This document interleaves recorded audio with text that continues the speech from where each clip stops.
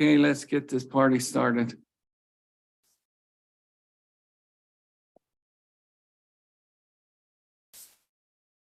Ready? Okay.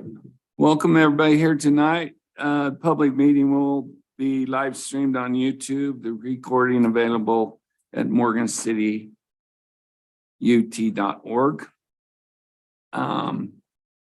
This is a combined work session. We'd like to thank the members of the city council that are in attendance tonight. And now I'm just going to turn this part over to Jake. And we're going to discuss regarding the landscaping short-term rentals, but we need to end at 6:55 if that's okay. Okay, great. Ready. Thank you, Chair. We'll go ahead and get started. And I'm you received a bunch of material, some earlier today, and apologize for that a little bit late. I was out most of last week, and then also I was trying to get some information from Weber Basin Water Conservancy District, and they finally called me back at 4:30 today, so I nailed down that it was critical information, actually, something new that I didn't know, and so we'll go over that today. But I basically have about 10 minutes of information to cover, and then we're going to have a lot of discussion on landscape. And then if we have time left over, we'll have a short discussion on short-term rentals as well. But I want to get landscape nailed down in terms of where are we going to go policy-wise with the city. Jake, let me welcome Jason Hackett. He's on Zoom with us. Okay, welcome, Jason. And backing up to last year in November, there he is, the smile and his thumbs up. Last fall, we did this with the mixed residential ordinance. We had a policy discussion. Then the council set the planning commission loose, and we went forward and created a new ordinance, and now it's back at you, ready to review and finalize. So I think it's a good working relationship to have these workshops together, give some direction, and then we move forward. So I'm going to go ahead and do a screen share.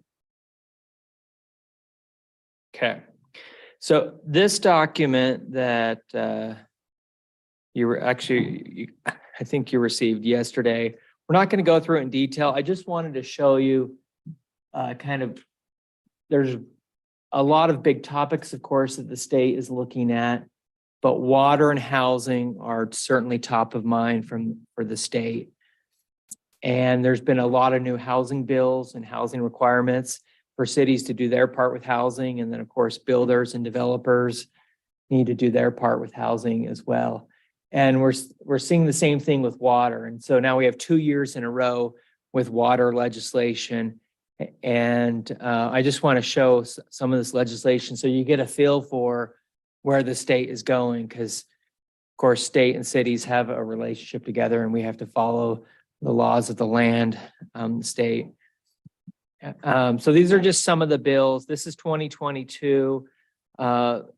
This HB 121 put $5 million into a statewide turf buyback program.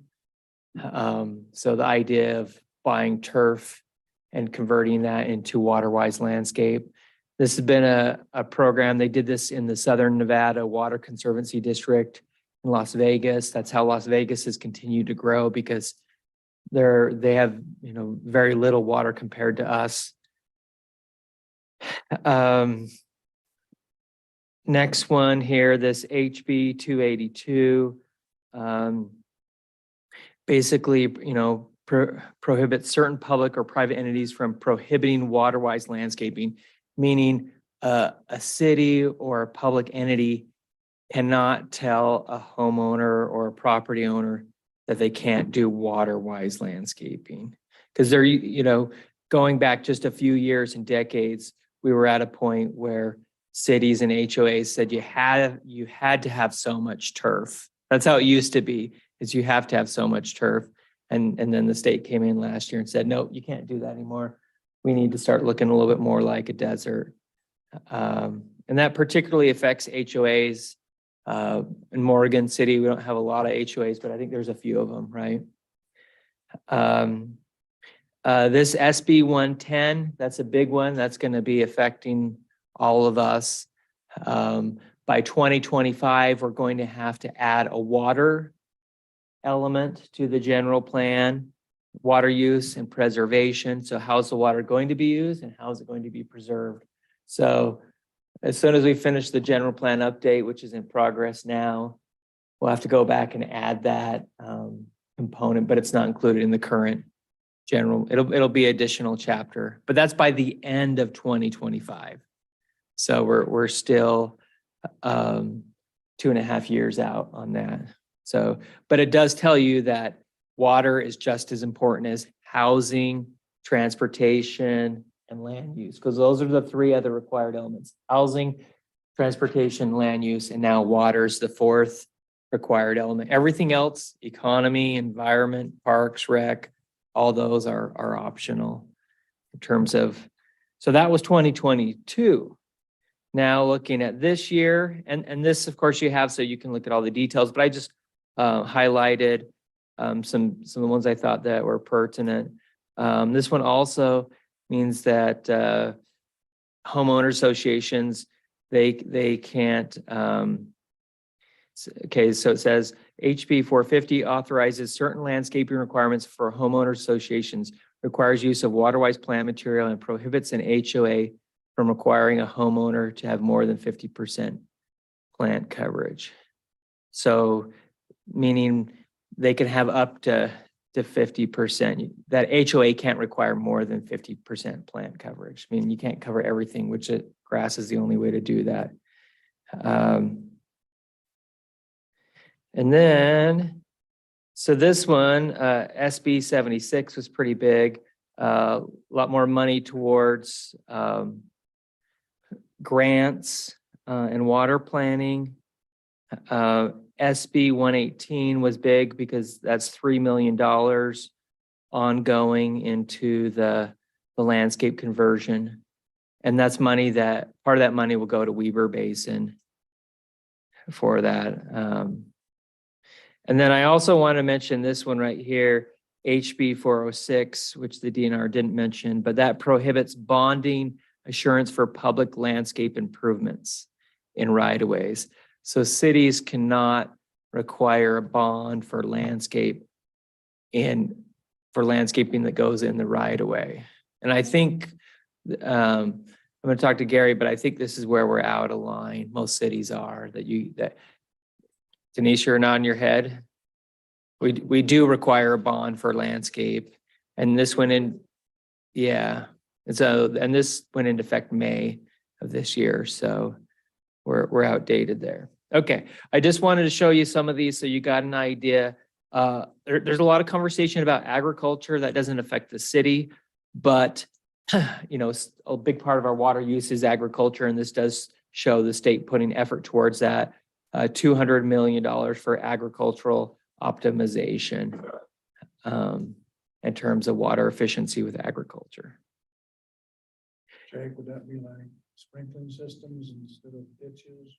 I think so, drip, you know, all that. I'm not really a farmer, so I don't know. But I know farmers work really hard at using water the best they can. And I think more effort is going to be looked at that. Any questions or comments on? Vic, I have a question. Yeah, on state legislation before we jump in? Presentation? So would we implement this? Who is gonna monitor this? And I mean, how are we gonna say, okay, this neighborhood is, you're not just keeping up to the standards, Yeah. or we got somebody that bought the house, they understand, next person comes in, all of a sudden they're putting sod in and everything. Well, I mean, who monitors? Well, there's no this? monitor. I mean, water conservancy districts and water providers do monitor how much water is used now, but nobody is monitoring in terms of this kind of stuff. I think once I go through the presentation, we get in the discussion, well, that question will be answered. It's a Okay. good question, but it also just depends on what we want to do. Because Morgan City, there are some things that the city will have to do with water, the general plan, which also Weber Basin will have to participate with us, collaborate on that.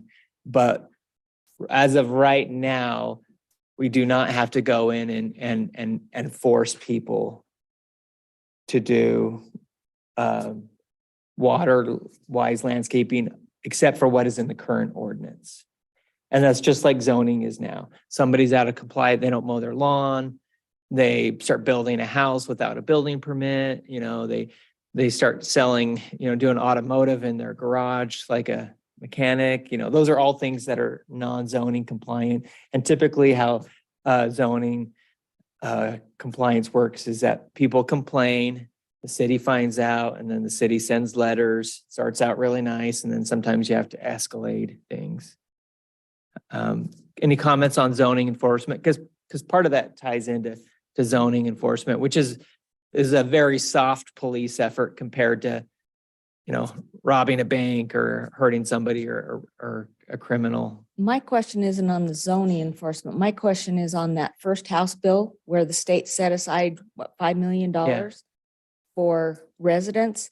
So how would they go about applying? So if somebody wants to go and say, I'm going to turn 35% of my front yard into dryscape, how do they go about applying to the state for that money? I'll show you. It's in the ordinance.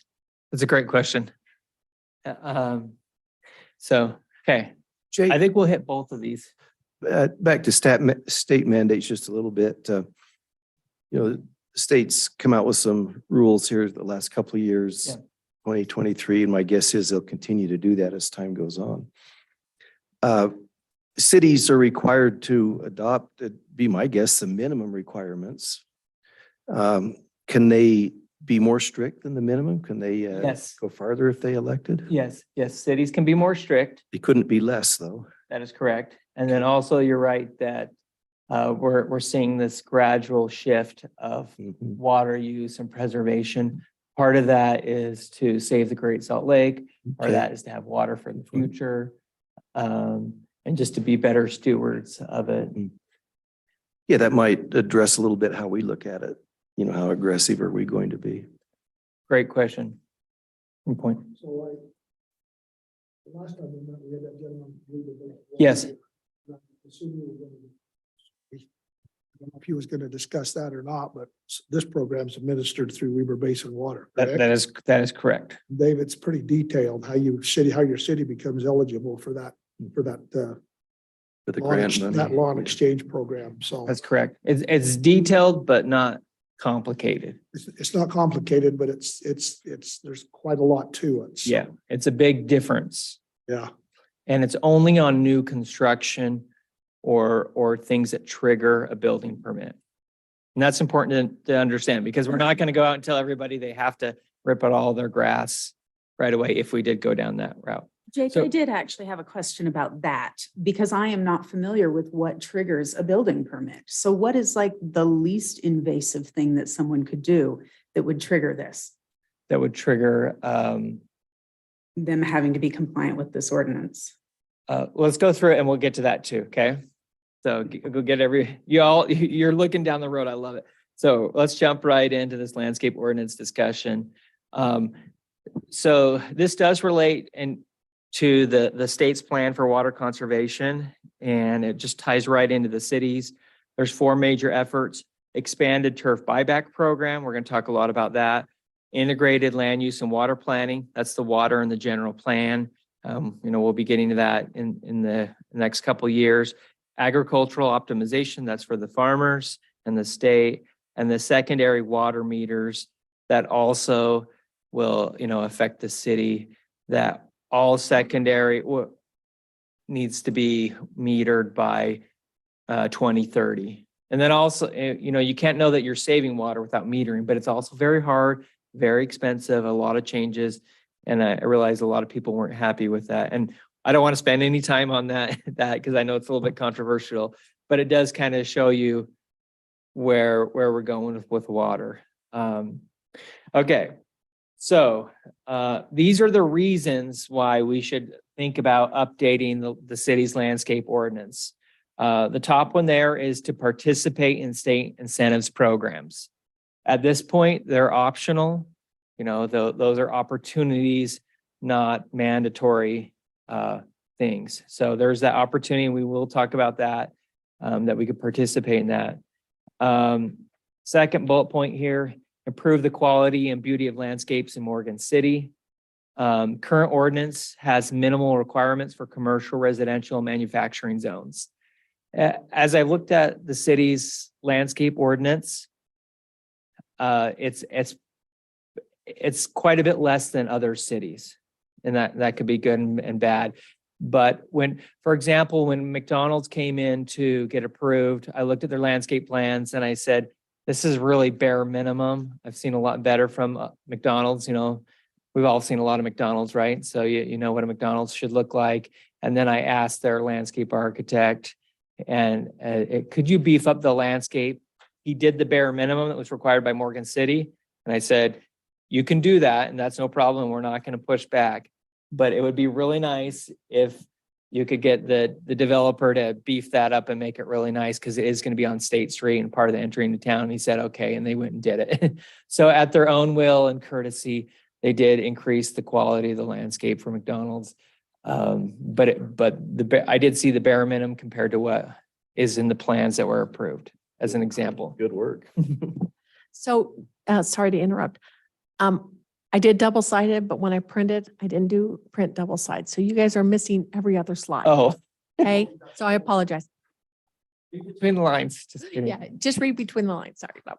Okay. You want me to pause here for a second, or No, you're go good. ahead? Okay, it's on the screen. Okay. Okay, thank you. So that's my second bullet point, is to really improve the beauty of the landscapes in Morgan City. They are pretty basic. The manufacturing distribution zone requires a wider park strip, which is a little bit odd, because if you were coming from commercial into manufacturing, your right of way would need to get wider to comply with the landscape ordinance. And then it only requires 10 feet of landscape after the right of way, and then nothing else. So for a big industrial, sales lot or auto or industrial or any of that, they could have almost no landscape, which there's beauty to that. There's commercial value, there's real estate value, but there's also stormwater, what they call urban heat island effect, where all that asphalt raises the temperature of the area. So there are some cases where some of our ordinances could be improved for that.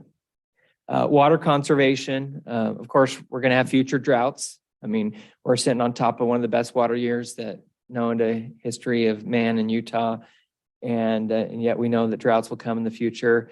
We do have a growing population, and water is one of the single limited resource. It's so hard you just can't create more water. You can dam it up and hold it, but you can't go out and create more water.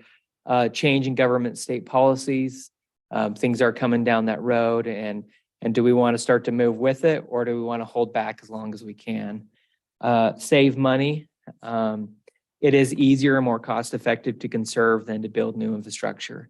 And from a big, a Weber Basin perspective, that means we can conserve water, or we can build a new dam and, a Pine View or an Echo or whatever.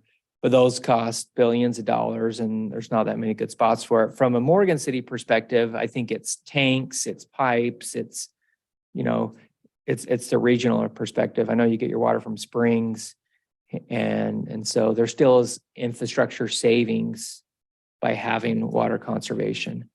It is something that is in the general plan recommendation, the draft general plan. And then my last bullet point here. Much of the current ordinance was last updated in 2003 and is out of date. And as I mentioned, the bonding part for landscape is not compliant. So those are reasons to consider updating an ordinance. Any thoughts on those before we look on to how we may update the ordinance? No? Okay. All right, so I put together three options, and then we'll dive into these of how, what we could do, what the city could do with the landscape ordinance. Option A, no update. Landscape ordinance continues as out of date, non-compliant, and minimal requirements. And when something is non-compliant with a state statute, people have to remember to bypass it, like the bonding with the landscape or other things. You just have to remember, because as soon as the state statute is in place, you have to comply. Even if your ordinance says otherwise, you still have to comply. And if the city went against the state statute, then you'd be legally liable and open to legal ramifications. So that's option A. That's on the table, right? The stay as is and do nothing. Option B, Morgan City updates its landscape ordinance however they want, however the city want. This city does not consider the incentives offered by Weaver Basin Water Conservancy. And then we just look at, commercial, multifamily, residential, manufacturing. And it's like, let's just do whatever the city wants with the landscape ordinance, very viable. Look at it, what is best for the city, and not worry about the incentive which comes with restrictions. That's kind of option B, categorizing these. And then option C is Morgan City updates its landscape ordinance with requirements for the $2.50 rebate requirements. And then we'll get to what that means and whatever other items the city wants. So the landscape ordinance, if we went down the option C, is we do what Weber Basin requires, which comes directly from the state, and what else the city would require. So back to your question, yes, a city can do more than what is required. Now, I want to mention something. This is what I got a clarification from Weber Basin that was here last. The state and Weber Basin they went to what they call the expanded turf program, which gets into, more requirements, front yards, residential, things like that. They're leaving what was the $1.25, which was no lands or no grass in the park strip, and then limitations on commercial and on commercial landscapes.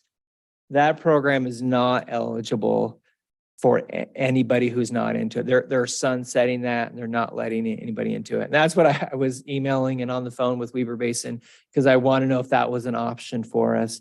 And they said that program will be sunsetting, and they're not letting anybody else into it. So that's why it's not on the table here. Is that the Flip the Strip program?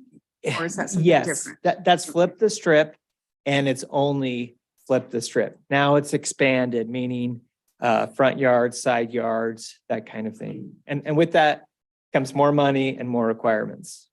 So just Flip the Strip, unfortunately, is not available, and it's going to sunset April of 2024. So even by the time we had gotten it in place, let's just say that would have been late this summer at best, or fall, which is more practical.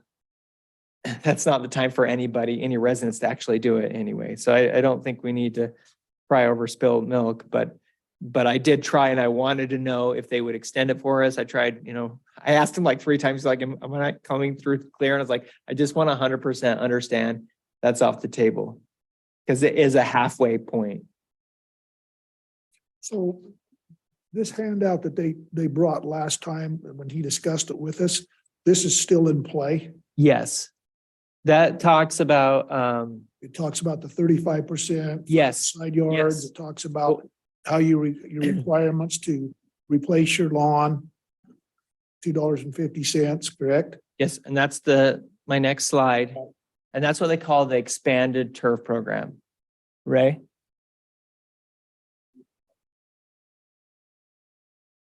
Yes, yes, absolutely.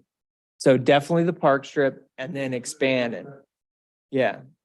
And the nice thing about that is that there's a lot of homes that don't have a park strip because they don't have a sidewalk or the sidewalk is next to the street. Do we have some of that in Morgan City? Yeah, I live on one. You live on, there you go as well. So, okay, so this is the expanded turf program. And what it is it allows for $2.50 per square foot for people who want to, and it's entirely voluntarily. It's optional. They want to take out grass in their front yard or side yards or park strip and replace it with water-wise landscape. I've done the math on this. It certainly covers all the most of the materials if you'd like to do it yourself. If you want to hire it out, it won't cover everything, but it would help. It certainly would help and offset it. So is there a maximum amount? I mean, the guy got a giant yard and he wants to comply. Is there any maximum that There is, I think it's like 50,000, which would have to be like, That's a big yard. yeah. I don't even know how much yard that would have to be.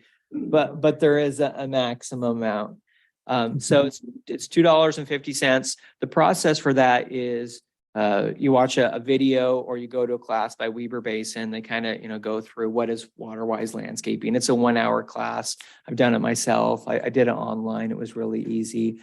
And then you sign up for the program, some online paperwork. And then you take out the grass and you replace it with landscape that meets their requirements and the city's requirements, which is low growing plants in the park strip, less than 24 inches tall, because you want that visibility. A certain amount of plant, and Weber Basin doesn't require plant coverages. Some cities do, meaning you cover so much area of ground. In the park strip, drip irrigation only. So the plants are getting the individual drip and not spray, and try to preserve the trees that you have. And then they sign it off. And then you get the check back. So you have to do the work first, put in the improvements, and then the check comes back. And you have to sign up before you do the program. You couldn't just go out and cut out grass, change it, and then say, hey, I want my money. You got to follow through. But I've looked at it pretty extensively, talked to them, looked at it for my own house. And I think it's fairly reasonable in terms of a process to follow. And so we do see the state continuing to put money into that. They've found it's cheaper. I mean, that tells you where we are with water. It's cheaper to buy somebody's grass and save that water for the future than it is to build more dams or do whatever it takes. Not to throw, pardon the pun, water on it. It is fairly detailed though. I mean, what they require you to do in order to begin this process, at least what I'm looking at in the bullet points here, there's quite a lot to it. You just don't go out there and take your sod shovel and start digging up lawn. I mean, you've got to have a basic plan. You have to apply online. They're gonna visit it. They're gonna do an online visit with you. They're going to you got to notarize it. You got to contact the W-9 form. The IRS is required for payment for the program. Photos of each step of the process will be required. Final visit. I mean, it's quite detailed. Yes. That's all. Weber Basin doesn't do a pre-visit. They just do a final visit. Yeah, I guess my point is, there's a little more to it than going out there with your sod Yes. spade and digging up your grass. So Yeah, there's a That's- process to it. And certainly with what is considered free money, there's always strings attached Yeah. and a process to it. Jake Ray has it. Just for clarification, that blue writing on your form there, that's the requirements that must be in your code in order to qualify for the program. Yes, That red writing there is a little bit misleading in that the red means those requirements there only apply to new construction. However, you have to have those in place before people can participate in the program. yes, correct. You have to have the blue part in place before. or you could start replacing your lawn, well, my lawn, and getting 250, as I understand it. The city has to agree to that for new construction. Yes. And Weber Basin would have to sign off on it and we'd be eligible. Your home, Tony, wouldn't be new construction though.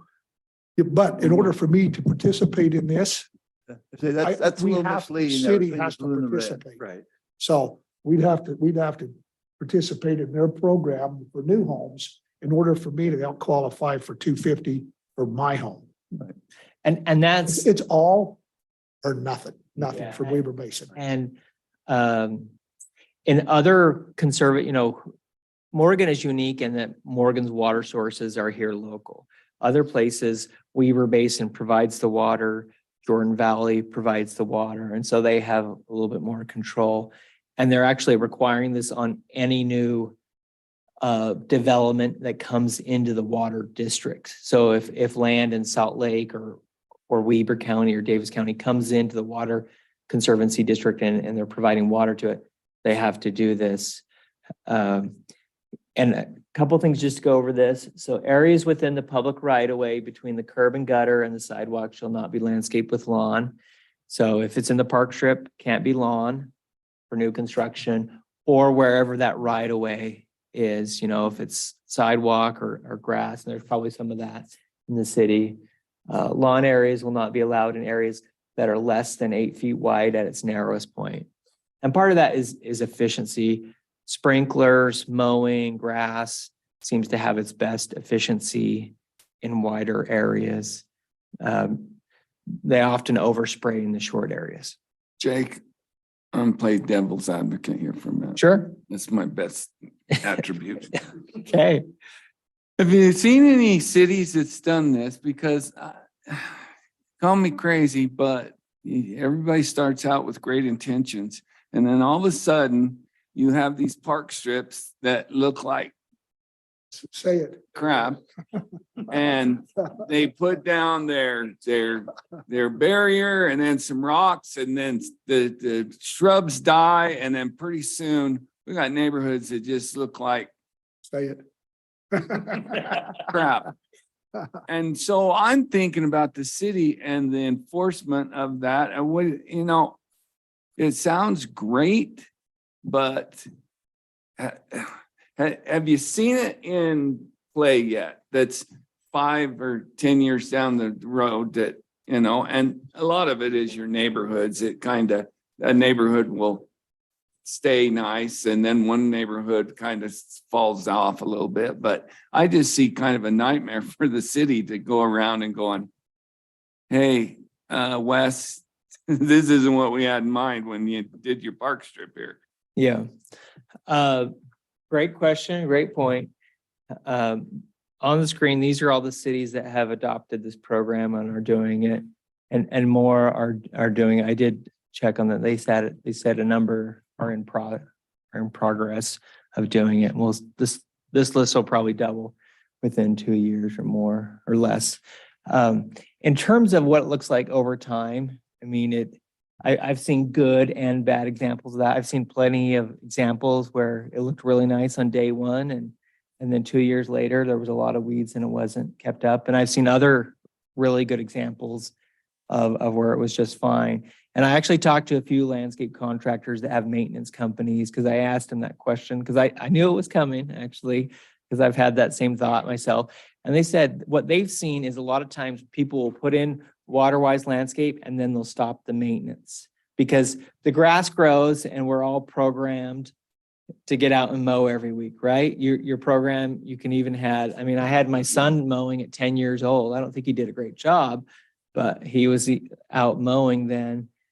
And so, you can have kids even mow, but going around and pulling weeds and paying attention to your drip system and all that, it takes a little bit of effort. And so a couple contractors that I've talked to about this very same thing said, if people will just learn to do that little bit of maintenance every week and stay on top of it, no problem. And the other thing is getting it right the first time, however they want to do it. And there's a lot of ways to do it right, but getting it right the first time really helps. Yeah, And- is there any restriction about filling the park strip with concrete or blacktop? Yes, you can't do that. Okay. And part of the reasons why, Easement. yeah, there's utilities under there. And additional stormwater, additional heat. aesthetics, all of that. Oh, well, that'll be called out. It So- it so- can't be concrete or blacktop or. Correct. Yeah, yeah. Yeah, definitely can't do that. I was just wondering if there was any language in Weaver Basin's proposal here that addresses in-ground pools. Can you qualify as a water-wise landscape if you have a giant in-ground pool in your backyard? Well, the program only applies to front and side yards. Okay, So backyards are entirely off limits, not part of the discussion, let's kind of see. thing. Well, it does say I- backyards in under your community qualifications program paragraph there, front yards, side yards, backyards, and in commercial and institutional landscapes. But also, if we're looking at the landscape and the property as a whole, is that a factor or is it not? Typically not. And Weaver Basin, the state programs only care about the front and side yards. Okay. And I've actually never seen a city ordinance look at backyards. Sometimes the HOAs or other developments will, but backyards is certainly a place. I mean, that's where you want the grass, you want the play space and where it's more usable for grass. So why, There's points in the word backyard not being included. yeah, that's say back Part of there, the blue. It does say backyards. not included. Yeah, Can I? that language came from Weaver Basin, but go ahead. Can I say something here real quick? I'm Yeah. sorry. So Aaron, to your point, okay, I was having a hard time wrapping my head around this when I thought, oh, okay, great, I'll go pour a concrete RV pad on the side of my yard, that'll count, right? It doesn't. And so if you look at it, you say, well, if the whole idea is to try and save water, why doesn't my concrete pad count? Because I'm not gonna water it, right? But it doesn't. Yeah, it doesn't. Now, there is flexibility in here. I mean, But a gravel patch would qualify. I think you could do that. I think a gravel patch would. And it is pervious and. Yeah. And part of this is how if Morgan City chooses to do this program, how you do it. And if you'd say, we're okay with gravel being landscape, then Weaver Basin is not going to come fight you or anything like that. Jake, has any of the cities, I was thinking about me at 22 or 3 or 4 or 5, putting in my first attempts of yards and stuff. Little lacking, some bad ideas along there. Does any city set up like some, not training, but some help for people? Yes. Yeah, to give them an absolutely. example, Yeah. to try to, because I mean, you can have all the want to you want, and then you go to try to put that in, and then you got a burned up bunch of bushes and. Weaver Basin gives an hour Makes training. sense. Yeah. Required. All kinds of training, Weaver Basin, USU Extension has a lot of programs. I shared that example that I did for Mapleton City on the park strip. Was that in the packet? So you got that example. So there's all kinds of opportunities. And I think if Morgan City moved forward this idea or any kind of landscape water conservation, it would be a good idea. And even come up with things that are more applicable. I mean, the climate's a little bit cooler up here, a little bit wetter. Deer are, probably a little bit more problem up here. So there's certain circumstances that should be customized to Morgan. You're just a little bit colder. Another piece that we'll need to weigh in at some point, I think, is the new street standards. And that may or may not change our idea of curb and gutters. The example here was when we just did from 250 north. to the bank, heading west down that street, we put a new sidewalk. We didn't do curb and gutter. From the street, the sidewalk is gravel, Okay. an area for the water to dissipate rather than have to go, somewhere else. Sure. Over in our neighborhood, the biggest water problem we have is when the underground sumps get full and come back out of the sump hole. We'd have less problems with no curb and gutter that could go in the front yards. Yeah. We get flooded when the sump holes get full. And so what you're talking about are Dude, that's just another piece to this. bioswells, which, that's the term when you have essentially a ditch next to the road and the idea is to have water in there. a lot of good ways to do that water wise. That's been going on for quite a while The now. new street standard will mandate we look at that. Okay, and I think that's great. It's The better to next- take care of the stormwater closer to site than send it to regional areas. That is being presented to the city council on the 27th for approval from Jones and Associates, The new street is the new standard. street standards. Okay. That'll- And does that meet the state mandate on the 32-foot width for asphalt for local streets? Yeah, all that's been changed. So we'll adopt the new design standards. Okay. Yeah, in Jake- case you didn't know that part of legislation this year is for local residential 25-mile-an-hour or less roads, the maximum asphalt width is 32 feet. It's a state law on that. And then, of course, curb and gutter, park strip, sidewalk can all be addition. It's just, the number is just for asphalt. Everything else is, and if it's a bike lane, if it's a collector or anything else, that changes in and defaults back to the city. Are we just hoping this kind of gets started and then it becomes the new norm, basically? I think that was the state's program probably about 5 years ago. Well, what I'm saying is, and you got a new neighborhood and everybody's like, okay, this is what we're doing on our park strip, and it's not gonna be a fight anymore. It's just whatever, it's just what Yes. we do. Yeah, it's always easier to do new rules, new ordinances on new construction. I mean, you just don't go back and tell people to pull out their grass or change their house or whatever. There's plenty examples in the Wasatch Front of entire neighborhoods, or there's a few examples and more coming of entire neighborhoods and developments doing this. Okay. And one thing I want to mention is also you think about this, housing wise, we're moving towards smaller lots over time. And water wise landscaping is of course easier. If a quarter acre is a lot easier than a half acre or 1 acre lot to do this. And also a fifth of an acre is easier than, a half acre or third acre kind of thing. And so this does kind of go along with over time, we're moving towards smaller lots, townhomes, things like that, just as we urbanize in the whole area. Mr. Chair, can I make a comment? Yes, sir. If you go to the poor side of the city on the north end, where it's dry and if you go up to the top of Mahogany and make that circle, you'll see some fantastic landscapes that they've done without grass. It's gorgeous. And that'd be a good eyeball for everybody to lay your eyes on that. And well, they've done a great job. I think the incentive there is your neighbor has it, so you have to do what they look like. Or they're on culinary for everything. Sometimes that happens where, It's secondary culinary. culinary, It's culinary secondary.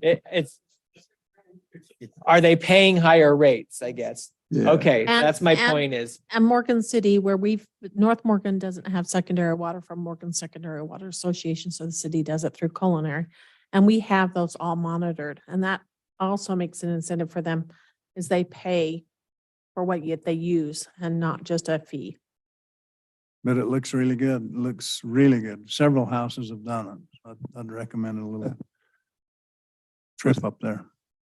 Along that same line, I would like to encourage everybody to take a drive around the city. Look at what, Mary Gillies talked about. Go and look at Tony's area over there and see what it's like. Go look where the Mayor Street, see what that street's like. Go and look at Wes's area and look and see what that's like. Or in Dave's area. Look at your neighborhood and see what it's like. And then look at these other areas to see what they're like. And then I think that's going to give you an idea of maybe what we want to have happen. There are some new things that are looking really nice. And some other things in our city I think look very, very nice as well. I'd like you to balance what we have with what the new ambiance is, if that makes any sense.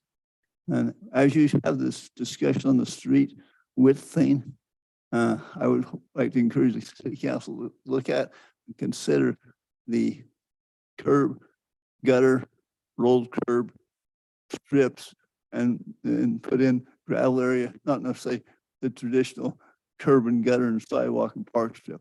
I think there's some other things that look just as nice and function just as well. So look at some of your houses, this street right out here, look at this street, and take a half hour and go drive around the city. You have way more time than me. You got a half hour left. I'll give you some places in Layton you can look. I'll come mow your lawn tomorrow afternoon. You can drive while I'm. Hey, there's an That's the offer. deal. You can go cut his. Okay, I want to Jake, mention these, Before you yes. go on, so with this program, are they also asking cities to look at their front yard setbacks? Reducing them. Setbacks, no. Okay. So, but regarding front yards, lawn areas will not exceed 35% of the front and side yard landscape. So not the whole area, but just the landscape area can be maximum 35% lawn. So 2/3 needs to be something else. And then for new commercial, industrial, institutional, multifamily shall not have lawn areas that exceed 15% of the total landscape. And then here's the caveat, which is important, outside of designated active recreational areas that meet district design landscape standards. I don't know the details of those. I'll learn more if we go down this road. But I think I've seen some of that before is, you know, at an apartment place or a townhome place, if you say this is a play area, you know, where you want the kids to be out playing sports and things like that, that can be grass, no problem. And that's not part of the 15% landscape. Common areas, things like that, you know, areas that are big enough to actually do something in. Okay. Exactly, a little pocket park or something like that. This isn't too far off of where commercial and multifamily is actually going. You know, those little tight areas and all that around apartments or commercial or whatever, it's kind of a pain to mow those anyways. I've talked to landscape maintenance companies and they said, as long as the clients will pay for weekly, you know, weeding, just like they would for mowing, then they can keep up on them. Okay. We don't need to talk, this is in there. We don't need to talk about park strips, but here's why. You know, 7,000 to 10,000 gallons of water per year can be saved when it does the Flip Your Strip program. This is a picture from my area where, you know, just grass upon grass and the park strips, you know, I've said this to the planning commission, if the only time you walk on the grass is to mow it, it doesn't necessarily need to be grass. This is their program that they have online. They have all kinds of, you know, helping resources to teach people how to do this. They've put a lot of effort into that program. Just another quote about water conservation. Of course, lawn requires the most water out of any plant. This is a list of cities that have done the expanded program. A lot more cities have done the Flip Your Strip only program. This is the full expanded program.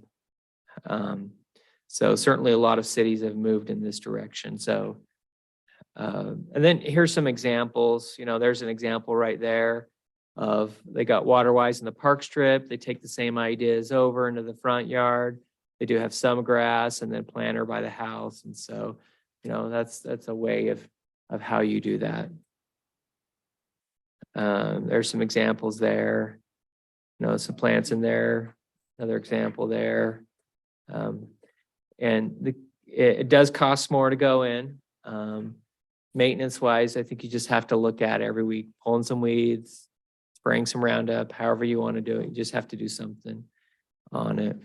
And then I do have an outline in here of a landscape ordinance, but I actually, since we're almost out of time, I want to know, do we need to come back one more time and talk about this? Because what would be nice to know is, do we go down the road of doing a landscape ordinance without the program?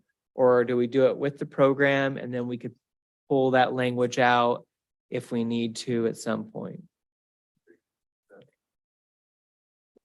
It is this slide right here, these things. So, and that applies to new construction or a building permit. Yes.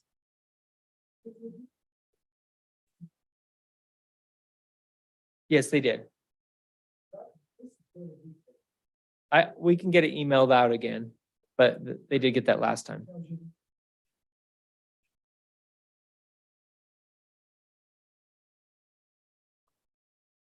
I would make a suggestion.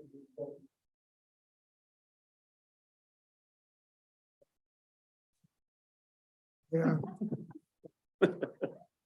Yeah, I would suggest you go through this pretty thoroughly before you make your decision. How's that? I mean, as I looked at it, I thought, oh my gosh. I don't know.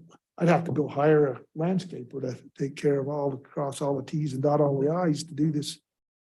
To be eligible for this. But anyway, that's just my thought. So For the record, and just because it seems like you're kind of taking the temperature, I am inclined to agree with Tony. I don't feel like the hassle justifies or is justified by the benefits. I definitely think we need to rewrite our landscape ordinance so that it is compliant. No question about that. But as I stated last time, am not really interested in qualifying for this incentive program. That's where I'm at. I think everybody's kind of on the same page. Somebody's telling you and paying you to do it, then, I think educating the citizens and getting this neighborhood started off. And like I said, give young people some help because they don't know how to do this stuff, and hold even some classes here at the city on, these nurseries, they love to sell plants. So I'm sure that they would come up here and hold some kind of a. We'll seminar host or them at the something. library. Yeah. So, yeah. Others? I just have one little comment. Some people were doing quite a bit of this in the park strip last year. It's weeds. That's the problem where with grass, you walked on it when you mowed it, but at least you mowed it. Where this year, there's several that have just gone into weeds. So that will have to be the education thing. And if we have an ordinance or something, then it's just a complaint ordinance. You enforce it by a complaint. And that worries me that it pins neighbor against neighbor and stuff like that. But so it's a lot more challenging than I love what they did at Mahogany. It looks really good, but I'm interested to go back next year, see how it looks, but all of it's a challenge. I want to make sure I understand on the secondary water. Did you say that, of course, the new developments have to have a meter, they have to be put it in? Did you say that the ones who are already connected don't have to comply until 2030? All secondary water sources have to be metered by 2030, So, existing and future. That's different than the landscape program. yeah, I know But- that's different, but it seems like there's going to be a lot of water wasted during that period of time where they have to be eligible to meter their water. It was such a long time because it's a statewide mandate and it takes a lot of time. Metering is expensive, infrastructure, pipes, all of that. Canal companies, farmers, all kinds of organizations on it. Just to let you know on those is that, when this first started and Morgan City bought a ton of them to start working, the cost was $250 per meter. And Ray, what was yours? 430? Buy about 430, and then you got to buy the connections, another $100.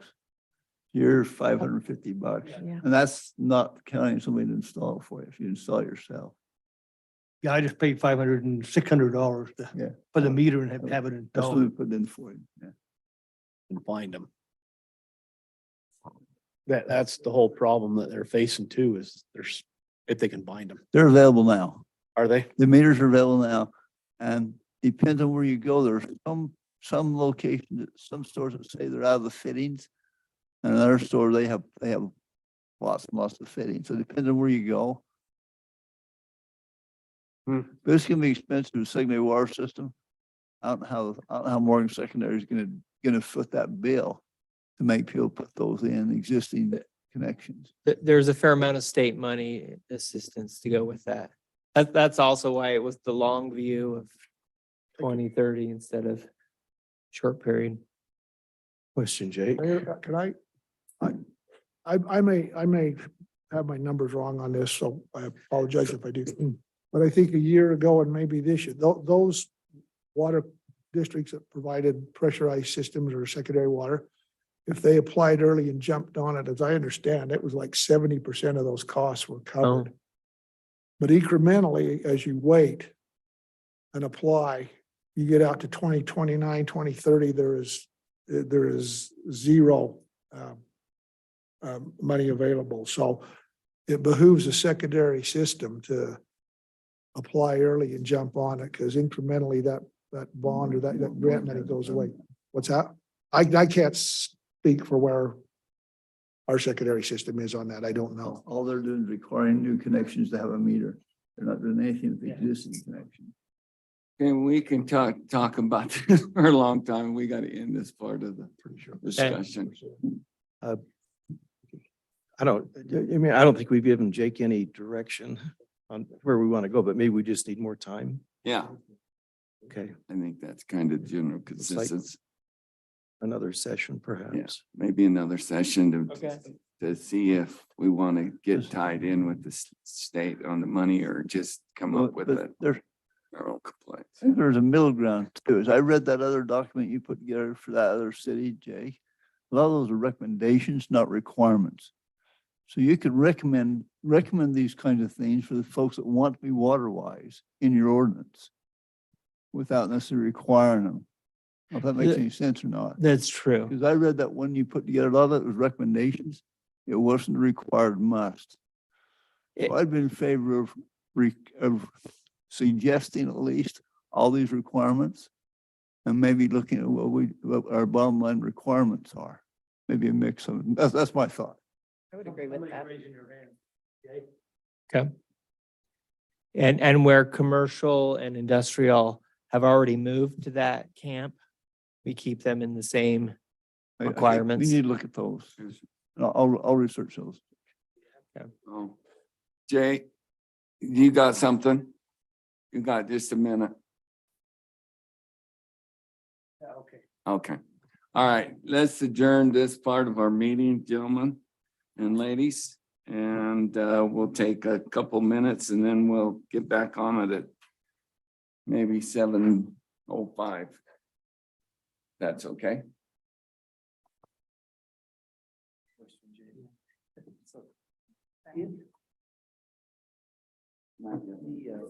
We were basically. I was gonna say, I still don't feel like we answered everybody's questions.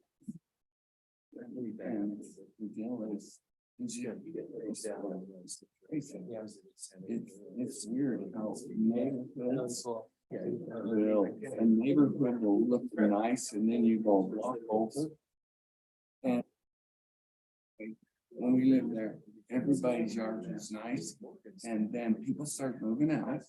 And you have one house, in my old house, where I lived on the golf course, in our backyard has switch. And when I went back 3 years later, and jackass let all my trees die, I'm sick. And it just looked terrible.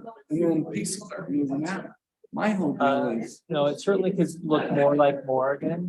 Guys, Exactly what. and what are you really gonna say to someone? It's just, Yeah, and are we really gonna rely on? They're neighbors really to just add limited. each other? I mean, that. but you could use another plant that maybe the area, Worst case maybe scenario. more, mountain. Worst case scenario, this is. Or- The way that this was, So I think the way the this answer is works.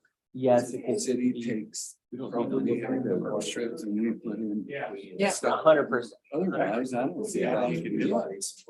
Yeah, and I've seen some really good examples in Park City, Heber City, Midway, that are more. I would rather be weed any day. It's So, good. so absolutely. It's a good And idea. that's one thing I noticed about this. Alive. Really is states saying, okay, we're capping turf grass, but how you do the rest, that's where creativity and flexibility comes in. Would it be well if we're spending more time and it's gotta be a frustration for the challenge? Apology there because how do we be value in, you talk about a Hebrew or city of Los Angeles. Comparing us with them, saying here's what things will really give if we can go this route. I could show examples. It's more about the mandatory part. City is saying, all new home builders, sorry, you can only have 35% grass in your front yards. Once again, that's my point is to Morgan landscape, which is. Yeah. But you still would have to, there's all kinds of cool plans and rocks and things to make it look more appropriate here. I think it's more of a control. Yeah. Issue that Interesting. that they're. I can appreciate too, in fact, concern that I would have is we've got a Washington County landscape, we've got a Morgan landscape, Washington County. How does that all come together? I mean, we say, here's one area that it's all. Zero escape, how does that come together? with the rest of the town that's already in place? But I mean, that's how architecture is, right? Homes and landscapes are that way. I put in a lot of flowers and bulbs in my yard because I like that. My neighbor across the street, he's got grass and trees and that's it. I don't think he has a single flower. Maybe he does by the door.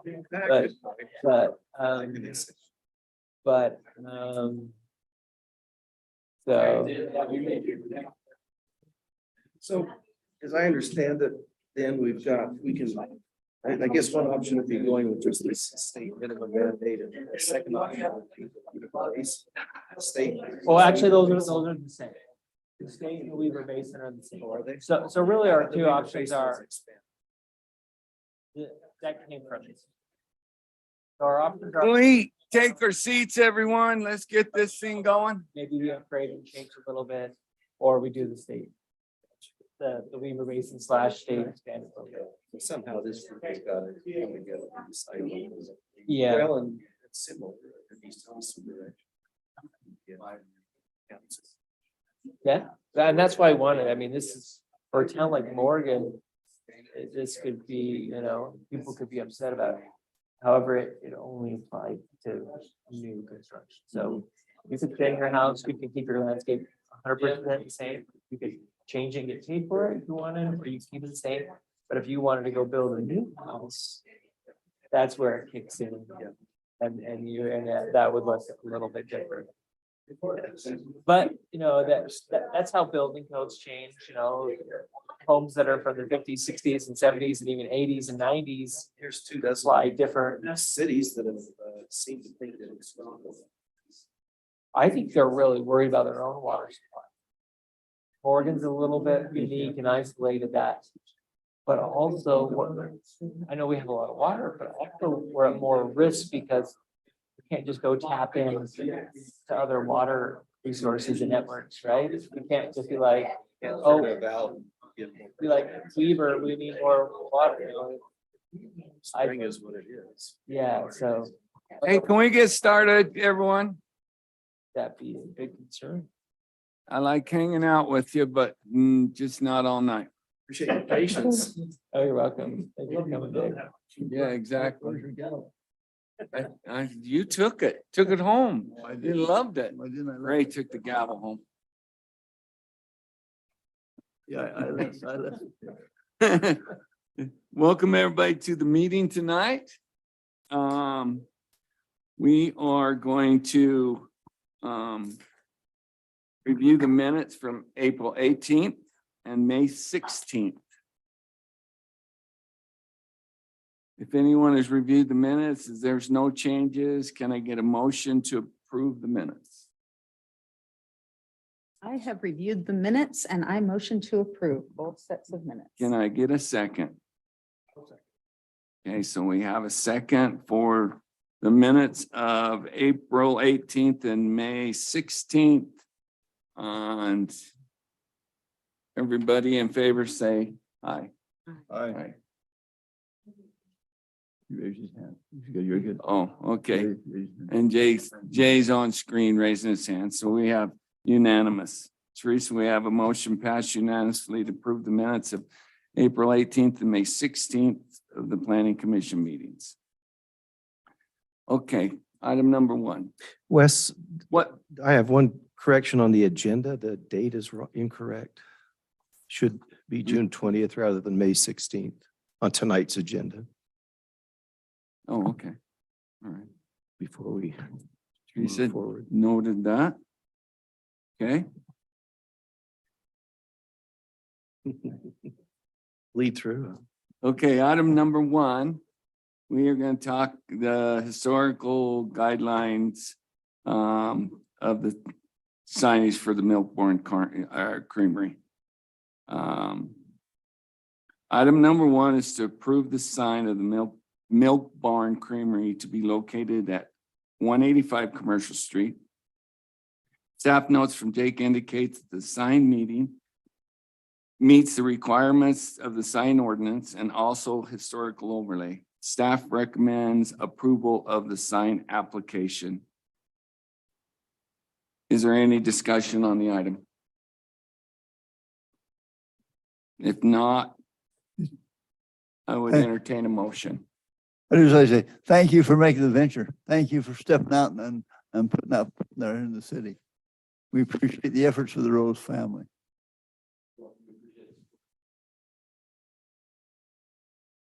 So we good? Okay. All right. So if anybody has anything else on this, we'll entertain a motion to accept the sign for the Milk Barn Creamery.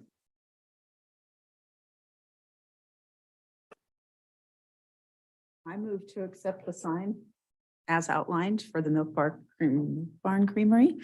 Okay, so we have a motion to accept the Milk Barn Creamery sign as stated. Do we have a second? I'll second. Okay, Ray, we have a second. So we have a motion from Aaron and a second from Ray. Is there any discussion on the motion? Nope. Okay. All in favor? Say aye. And we got Jay. Okay. Teresa passed, this passed unanimously to approve the sign of the Milk Barn. Why can't I say that? Milk Barn Creamery. And it looks beautiful. Yeah. Commission, Chair, would you like Trevor to tell you what they're anticipating doing there, or you don't? Because we can let him go. He's probably happy about that. Or not. It's up to you. Yeah, we'd like to hear from you. Here, yeah. Just step up. Thank you for the colors. That's an inside joke here with me and the colors of the sign.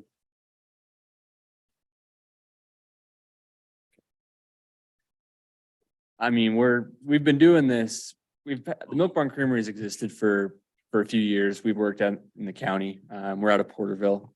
We sell dairy products. We anticipate doing kind of this, having the same thing that we've been doing, and then expanding and growing on that. Hopefully attracting, more support from the city and the county, and then others from various surrounding counties.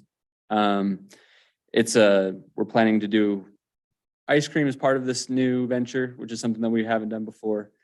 So a good place for people to stop, come visit Morgan, come see what Morgan's all about, and get a treat while they're here. So any questions about it? Yeah. We'll have some. I mean, we're doing this because the space is so big, we're doing this in a 2-phase process. Phase 1 is using about 1,000 square feet of the building. The building, or the space that we have leased out, is 5,500 square feet. It just financially isn't feasible to use all 5,500 square feet initially without a little bit of revenue coming in, a little bit of capital that we need to save up. So the first 1,000 square feet is what we're going to use now. We have a temporary wall there that's to kind of partition the rest of the space. And there's gonna be a little bit of indoor seating. There's not gonna be a whole lot, but a little bit. Yeah. Is this your own ice cream or do you bring in other brands? This will be our own ice cream. Yep. So it'll be Milk Barn Creamery ice cream. Caramel cashew? Caramel cashew. Yep. It's customary to bring ice cream to the planning committee. Yes, sir. Tony? We're hoping soon. We haven't made an official, we've been waiting on a few pieces of equipment, so we haven't wanted to give false hope. But we're hoping within a month. I mean, it really isn't too much that needs to be done and we're waiting. We should have had a big shipment of equipment come today. So soon. So go ahead. Oh, I was just gonna say, is it gonna be exclusively an ice cream parlor or are you gonna sell your cheeses and things? We will sell we'll retail our other products. So the products that we currently retail out of our farm, we're gonna stop doing that there and just move it to here. So milk, cream, artisan cheeses, cheese curds as well. And as well as other products. Is this like a family? Yeah, Started father, what? we're a 5th generation dairy farm. Oh, okay. So, yeah, we've great grandpa settled our farm up there and it's been a tradition ever since. I mean, about 10 years ago, we stopped selling our milk commercially and we changed and we pivoted doing raw milk. Commercially, it just didn't make sense for the size of the dairy that we had. It just was bleeding money. So we shifted and went with the raw milk program that the USDA has lined out. And that's really kind of saved our farm in some senses, I guess. Let us keep the tradition going. And this is just being able to grow it one step further. So. Cool. That's Still exciting. use the Guernsey cows? About half our herd is Guernsey, half our herd is Jersey. So, yeah. A couple weeks ago, I was coming back from a camping trip in southern Utah and the kids convinced me that it wasn't hard to stop in Beaver at the Beaver Creamery on a Saturday and it was just humming outside, everybody, their food, their ice cream, and it was delicious and just a really cool environment. I rarely stop in Beaver, but I think they're on the map now. And so it could be a really good thing for Morgan. Yeah, that's exciting. Tony? So I have another question. So thinking of your business mentioned the other day, you thinking about co-signing anything? I mean, like having someone come in and sell cinnamon rolls or something like that? We have, yes. We have, I mean, a few things. So I don't know if you know the Higbee Honey, they're Yeah. a Morgan family too. So we already sell their products. We have a few lined up. So somebody that does butter, that is like really artisan good butters, they're lined up. The Higbees are lined up. So we have a few of those to bring in to Okay. attract. We also have a few artisan like woodworkers that we're gonna sell some cheese boards and just local people that have talents that we want to be able to Yeah. demonstrate them. Hey, So, Trevor, just could you make a go over, comment. Like what you're planning on doing in phase 2? yes. So with the back half of the space or back 3/4 of the space, we want to make, we don't totally have the details nailed down on exactly what it is, but we want to have some sort of eating establishment.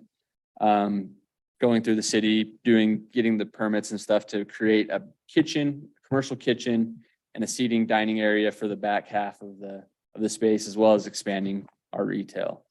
That's gonna, I mean, in few words, that's kind of what we're planning on doing there with that. I just want to say I've been supporting them ever since they opened. Good stuff. Way good stuff. Exciting. That's good. Yeah. That's kind of what we're trying to get on Commercial Street is some nice businesses like that can help grow that area. That would be exciting. Yeah, we're excited about the opportunity. It's a perfect location for us as far as the historical aspect, as well as where it sits in the city and with the freeway access and all that. So we're excited about it. Might have to explain to some of the children where milk comes from because they just think it comes from the store. So. Well, let's change that. Exactly. I could potentially see it becoming a destination. Yeah. Just like, the Beaver Creamery is, it becomes a destination where it might draw people from. Need to get Mama Lake to join up. Well, that We've was, talked about that was that. kind Yeah. of where I was headed with my consignment question. I thought about that a little bit. We've worked with her in the past. We've done some giveaways and things like that with her. She's awesome and obviously her products are phenomenal. We're just, you know, the logistics of it. So we've been working with her or other locals that kind of do the same thing. So. Right. Great. Perfect. Thank you Sorry. guys. Thank you. Thank you.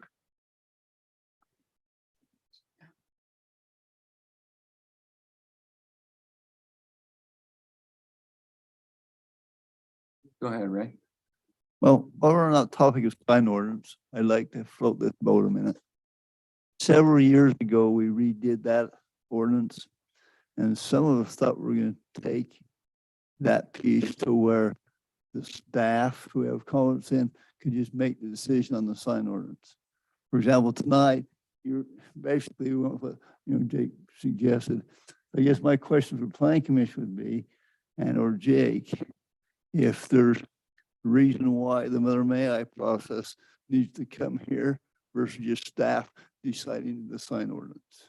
In this case, it's because it's in the historic overlay. So, But- so if we update the historic overlay zone and pull out signage as a PC item, then yes, it could be staff approval.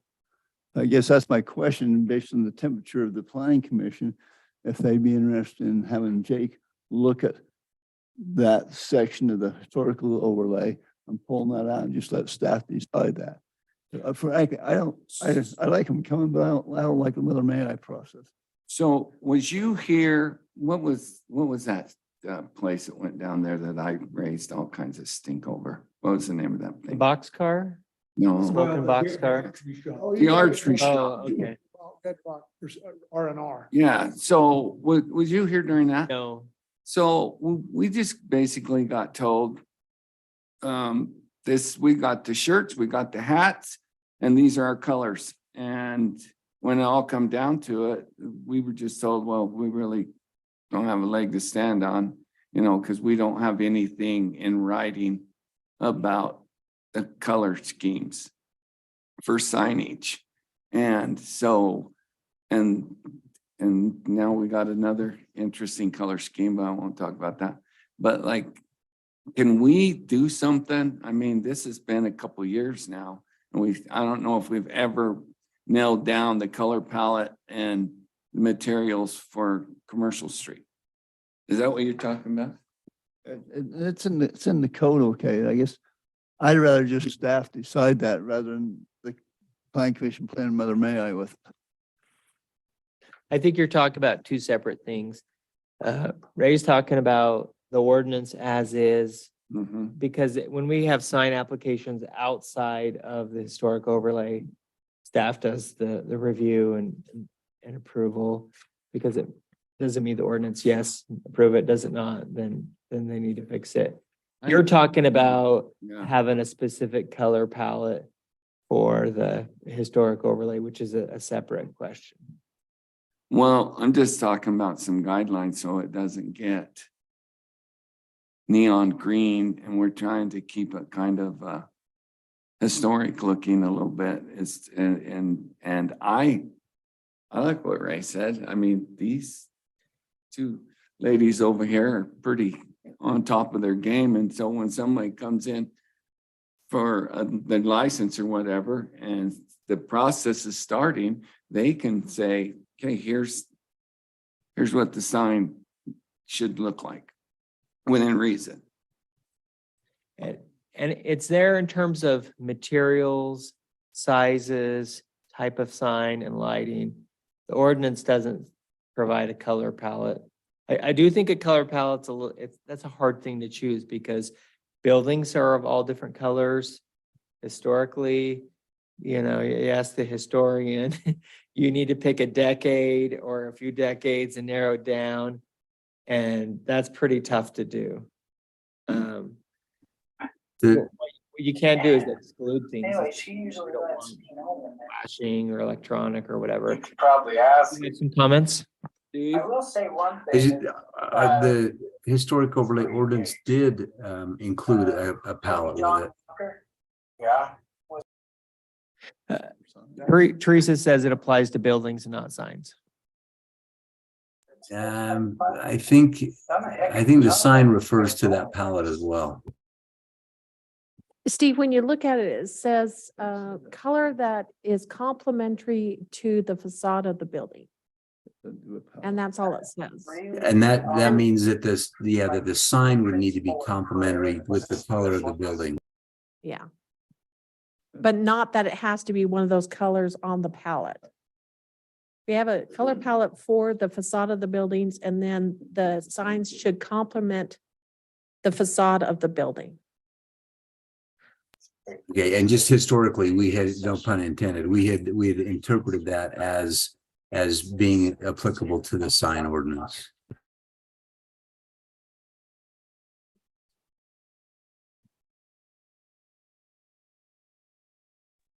Good luck trying to understand what complimentary means.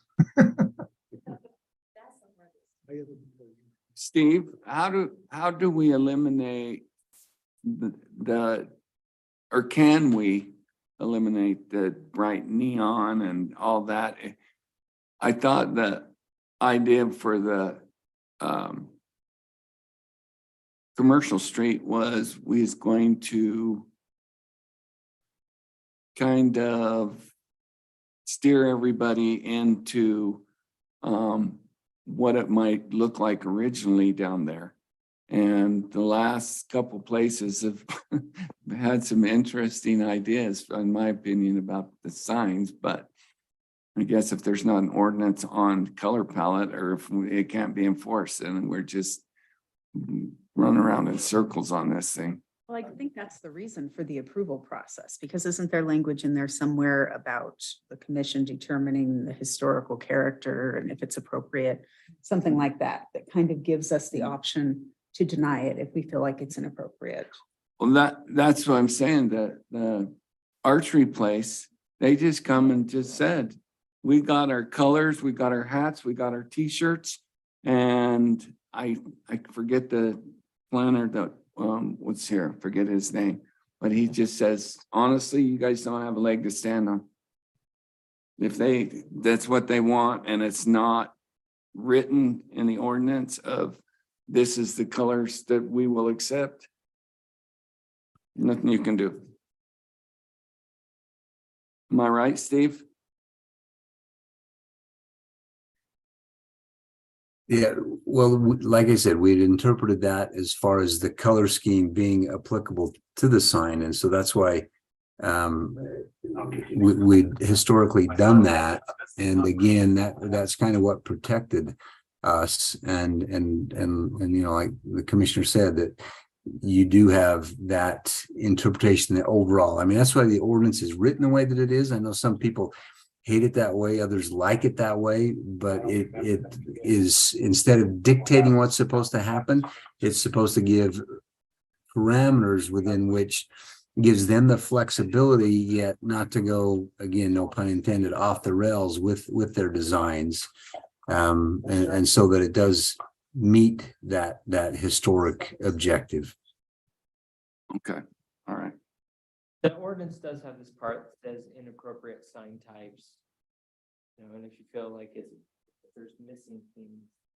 But in this case, it might be easier to exclude what you absolutely don't want than to try to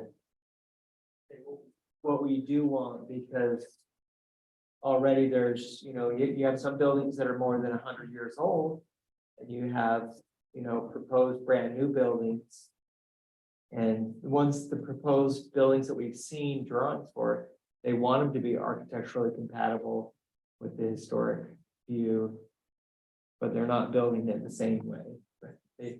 They want it to be a building that lasts another 100 years. So take a look at the inappropriate part that I pulled up on the screen, and maybe here's a suggestion for the planning commission. If you'd like, you can bring this item back next month, give an assignment for everybody to read the sign portion of the historic overlay zone and decide something needs to be tweaked regarding the signs. Okay. second question, because that relates to yours, and then also Ray's is if the sign should be approved by staff, and that could be carved out, that it doesn't have, like a building would, it wouldn't have to go through it. And then the ordinance could be modified, that signs are excluded from that going before the. Okay. Two options on the table. I would suggest that we stay away from color because color is always such a controversial, difficult thing to nail down. And I think trying to provide a color palette, I think is very difficult. And so I think you're right. Say what inappropriate and let it go from there. We kind of got off on a tangent here, so. Anything else on signs? We can move on to item number 2. And that's the discussion regarding accessory dwelling units. And again, I'd like to turn this over to Jake for our discussion. Thank you. This was the presentation I had prepared for May, so I'm just pulling out the same one because we didn't get to it last month. And this is also what we covered last fall. And our plan was MRO, mixed residential overlay ordinance, landscape, and ADU. So just kind of putting these in the hopper. I'll just kind of go through this. This is background information. And then the planning commission could say, bring us back an ordinance next month and we can start to get into the details of that. This presentation, the items that are in blue are state code items. The items that are in red are my suggestions. So an internal ADU is within the footprint of the primary dwelling unit.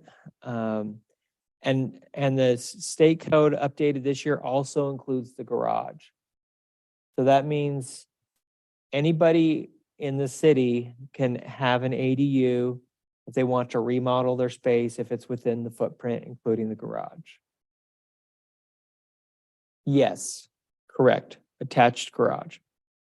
Okay, in terms of definitions, attached ADU is added on. So if someone said, I've got our home, I want to come in and add to the home and add an ADU, and then it becomes attached. And then we discussed, the recommendation was that attached ADU be allowed. It's so difficult to determine what's an internal versus what's an attached when it's added on. Does it really matter? That was my recommendation. Last time we had a discussion, it was not to do detached ADUs. I don't know if there's a change now with the planning commission or the city in terms of allowing for detached ADUs. If you do a detached ADU, then you're allowing 2 units. You can't choose one or the other. Internal are allowed by state code. Detached is of course per city recommendation. My city, Farmington's allowed both for 10 years. They haven't had any issues. They're rarely done. However, the discussion was last time, we don't want to go down the detached route. Yeah, and I could talk to that a little bit, Jake. When the legislature first considered ADUs, we recognized, as a city that we needed an ordinance and needed to get something going, but purposefully eliminated the detached part of the discussion just so we could get the attached part moving forward. And what was that, 1.5 years ago, and we're still talking about it. So I think the feeling was that we would keep it separated. If we got the one in place, we could consider the other later. But I think that to have a detached is a whole new dynamic that would delay even what we're considering here now even longer. Okay. So I would suggest we keep going down the direction that we're at with just the attached. Mr. Chair, can I ask a question? So I apologize for asking this, Jake, but what are some of the requirements of an ADU?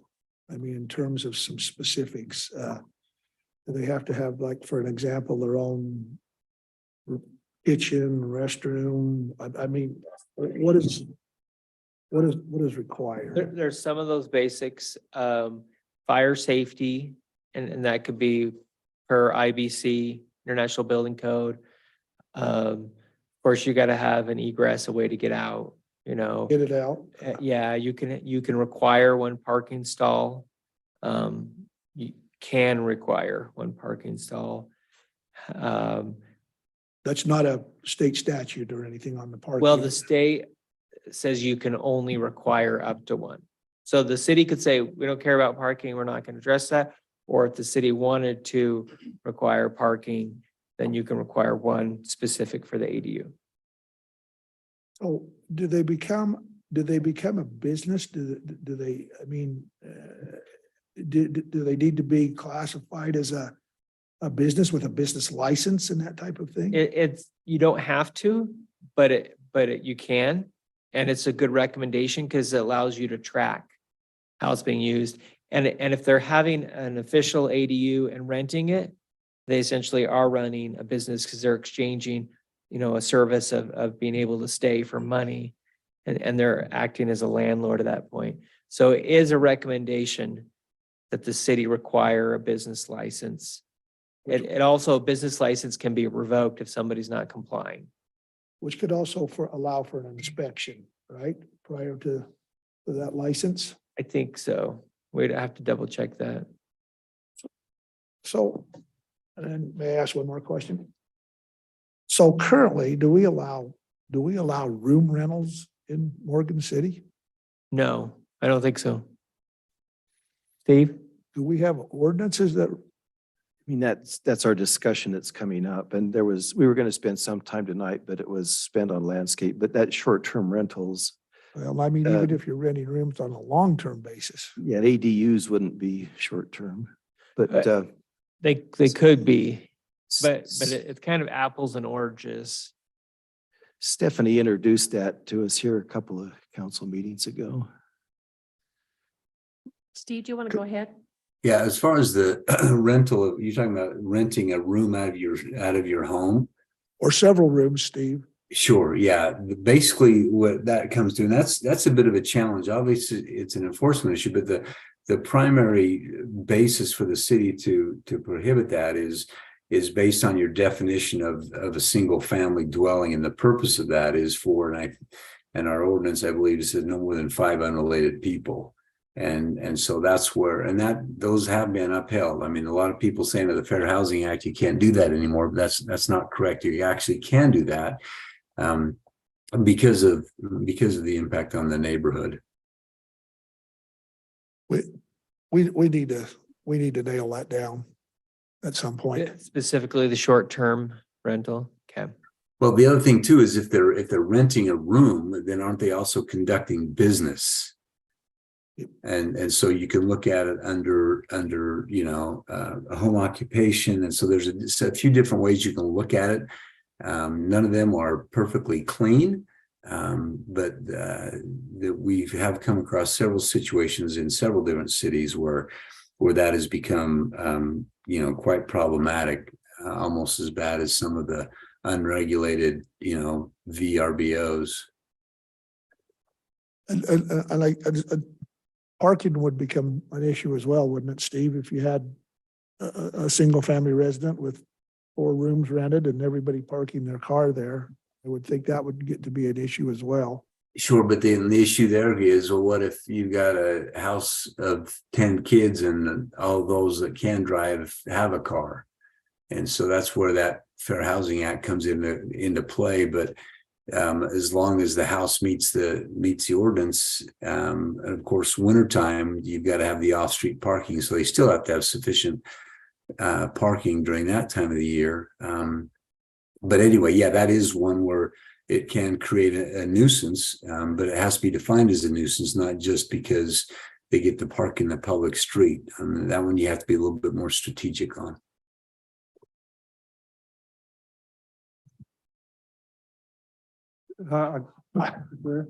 So if they're not renting it, if they're building it for a family member, like an aged parent or something, they're not charging them for it.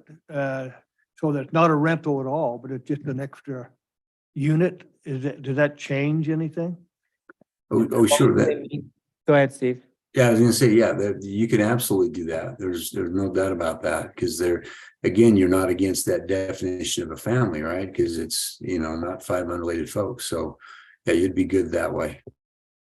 And you could have done that 10 years ago or whatever. Okay, I'm gonna, What we need are, and what we're working towards would be ordinances on ADUs as well as short-term rentals. So there'd be two separate discussions we do. Yep. that we're working on. I mean, that's what Jake's been working on.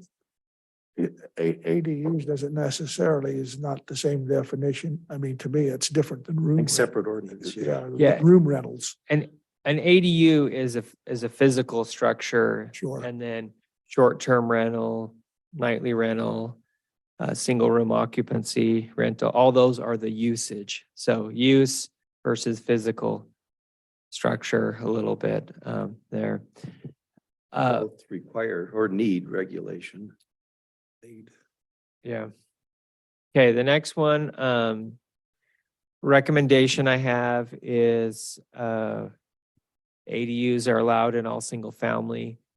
Well, actually that's actually state code on that, is that we have to do it in all residential. We cannot regulate the size of the ADU in relation to the home. So how big or how small. We cannot regulate the size of the lot. I do have the asterisks on there. That's because there is a limitation on the size of a lot where you cannot have an ADU. Currently, we don't have lots of that size. If we pass the MRO ordinance, then we may go back and cap it where the state caps it. I think that's 8,000 or 5,000 square feet. Do you know, Steve, off the top of your head, what the state limit is on the size of a lot allowing an ADU? Oh, yeah, I don't remember, sorry. Okay. No, that's fine. I can look that up, but I think it's somewhere in that 5,000 to 8,000 square feet. We can't regulate the street frontage for the ADU, and we cannot require an additional meter, for any utilities. They use the same utilities as the house. It's the most cost-effective way to do it. In terms of building code, that's where it just says, all applicable building codes are applied. This is where we need to get with Josh and the fire chief and get their input on how do they want to define the building code part. I think that'll be more technical and less land use. So this next one, it says require that an internal ADU be designed in a manner that does not change the appearance of the primary dwelling unit as a single family. So we can make we can put in the ordinance, attached ADUs be required to match home and architectural styles, materials, form, and colors. Attached remodels would require architectural floor plans and color elevations. So if you're going to add it, just need to match the home. And it's up to the designer and the plans to show to the city that it does. And that would be a staff review. So here's the parking part right here. So we can require that one additional on-site parking for the internal ADU. So one for the ADU. And Jake? yes. I got a question real quick on, can some of this stuff be headed off the pass when they come in if they're going to say they're going to add an ADU on something and stuff? Can some of this get answered by the staff when they come in? So it's not, they come before us and then it's a month and a half down the way. That's the plan, is that it's a permitted use. And so you don't even see it. Oh, good, okay. But we do have to make it an ordinance, the Okay. planning commission and the city council have to make the ordinance. And then once it's a permitted use, staff takes care of it. Yeah, I'd be just as lazy as I Yeah, can. you don't want to be looking at everybody's addition and counting parking stalls. I understand that. That's fair. Mr. Chair, Uh, can I make a comment? Yes, go ahead. On the attached accessory dwelling and versus the unattached accessory dwelling? Yeah. In my weird mind, I think that we'd have a lot less problems if we allowed just unattached. I don't We- think you have we- a choice. we can't do that. The state mandates unattached. We, We have to so- allow internal, we have to allow within the footprint. Back to Jake's comment, even if we didn't allow it, the state would require it if somebody wanted to do it. So for us to have an ordinance, that gives us some control that we wouldn't otherwise have, i.e. parking units and so forth. It's already allowed. I don't know if we've had anybody come in and want to do a home addition and do an ADU. I know we had the one guy that wanted to do it. But it's allowed because the state says it's allowed. ADU, somebody could actually come in and say, get a building permit to remodel their home to add an addition, and then apply for an ADU after. Yes, And so it's not attached because it's within the footprint of the home. If the, the addition looks the same as the rest of the house, so. yes. That's to my Finished point, ADUs are that- kind of, that we should look at attached and internal the same. the same. I feel. Okay, so we can require 3 parking stalls for the existing dwelling. We can prohibit ADUs for mobile homes. You know, mobile homes are just not meant to be added on to and changed a whole lot. Okay, this gets back to a point we talked about before. We can require the owner of the primary dwelling to obtain a permit or license for renting the ADU. So the recommendation is that the city require a business permit for leasing ADU. And the thing about the business permit is you can know where the ADUs are. You can permit and regulate nuisances, parking, noise, safety, maintenance, all that kind of thing. You know, somebody has an ADU and they're operating it as a nightly rental, but they're not allowed to, then you can revoke that business permit and they can't operate an ADU. So I do recommend that we go down the business permit route. It gives the city a little bit more leverage. And without that, it's very difficult because you can't tear the ADU out, right? So what do you do?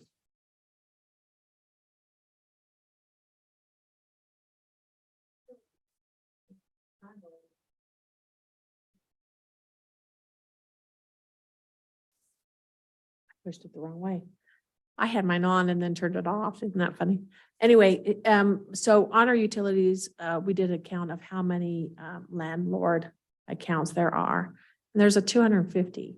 So this isn't a small, yeah, it looks small because there's about 1,600 units in the city limits, but rooftops in the city limits, but 250 are rented. So these are things we can do. Looking at G here.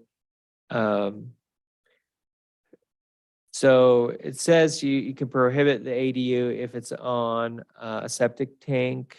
The recommendation is if they are on a septic tank, then just require a letter from the health department saying it's properly certified. My understanding is there is some septic in the city, but not a lot. Few, okay, couple, okay. That shouldn't be an issue. Here's the answer to that question. So prohibit the creation of internal ADU if the lot is 6,000 square feet or less. So before we were talking about not to worry about this. However, I'm gonna change that and say well, it's up to you, but if in the MRO ordinance, we do allow down to 4,500 for a single family home. And so that's something to think about.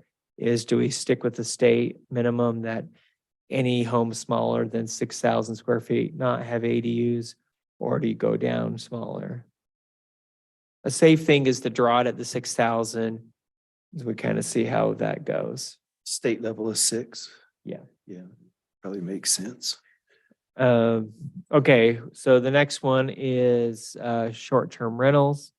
So we can prohibit ADUs being short-term rentals. However, one thing to think about is if the city decides that certain areas of the town are okay and appropriate for short-term rentals, maybe down by Commercial Street or downtown or certain areas, then you would allow the ADU to have it. And it may be more on the location and how the short-term rental is run than whether it's ADU or not. However, that's a policy decision to decide and think about, but you do have the leverage to not allow short-term rentals in ADUs. Where does, this might be a silly question, where does Airbnb come in on that? That's the same thing. Same thing? You know, Airbnb is, of course, a business, Yeah. just like VRBO kind of thing. The question for you guys, do they register with the city? They should. Not allowed. Not Huh? allowed.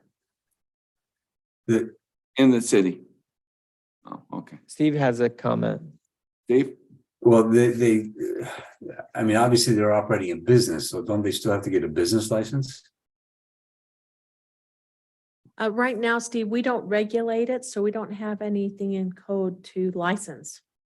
Okay. And so we're hoping to do that soon. And Teresa and I had a conversation today, Oh, very interesting conversation with the assessor's office. did you want to call for it?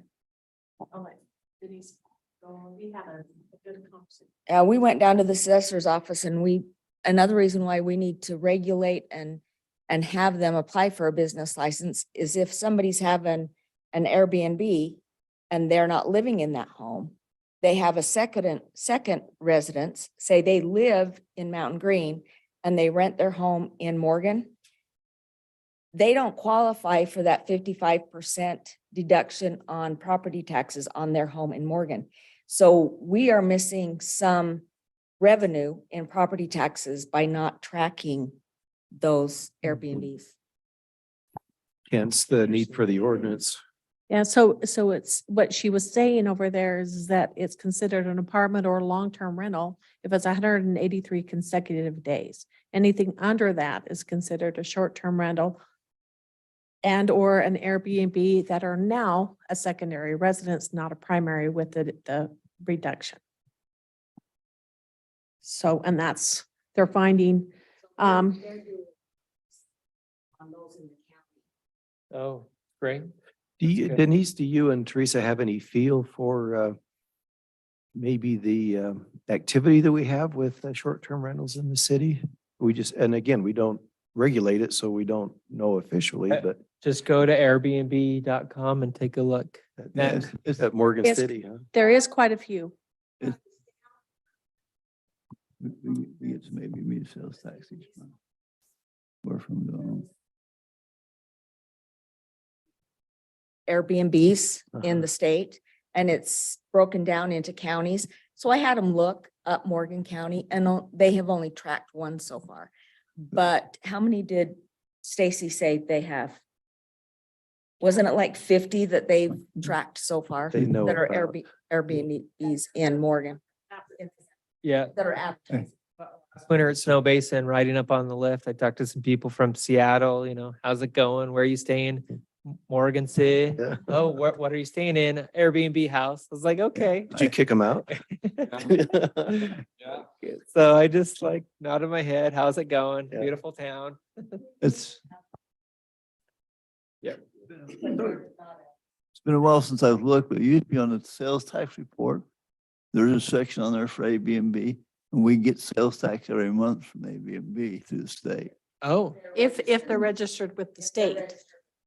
and that actually don't is know a if they- reason We don't know to, who they are, but we get sales tax from them. so when it's registered and operates like it should, then it's collecting, Tax. yeah, the travel tax, just like the tourism, just like a hotel. And so, which is kind of high. I mean, if there's a bunch, it can be sizable revenue. Okay, so we can prohibit short-term rental, but also the two options are prohibit short-term rental entirely, or is it allowed in certain areas of the city? Just something to think about. And then the next number J here, you can require owner occupancy. It's not mandatory or required. But if you want the owner of the home, if somebody's going to have an ADU, then the city can require that the owner live there.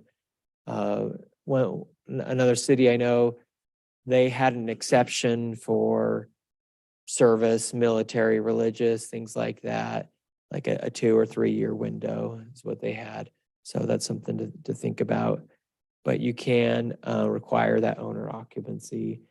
Then it's a safe step.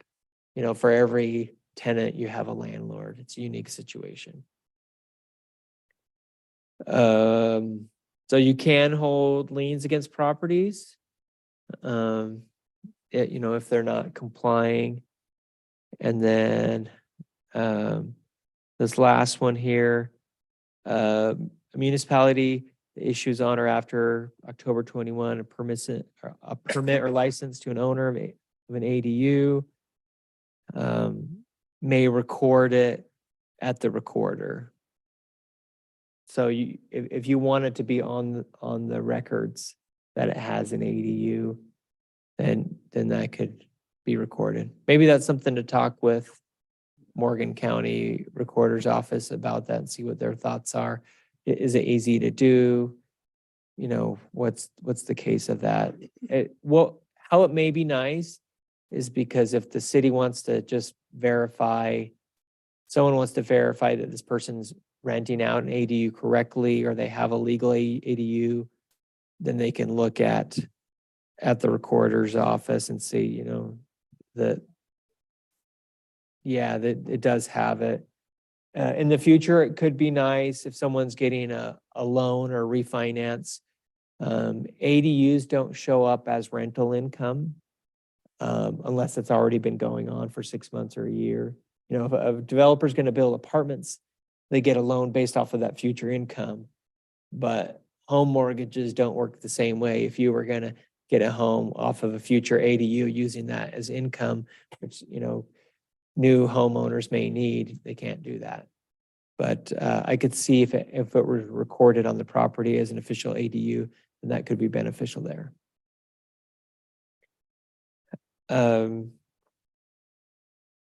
Okay, here's some recommendation things to think about. You can require, this may be a hard part. I don't know. Well, require physical changes in a structure with legal non-conforming rental ADUs. So if somebody has an ADU, but it's not conforming, it's legal, then you kind of work with them to get it to that point. That's kind of a gray area on it.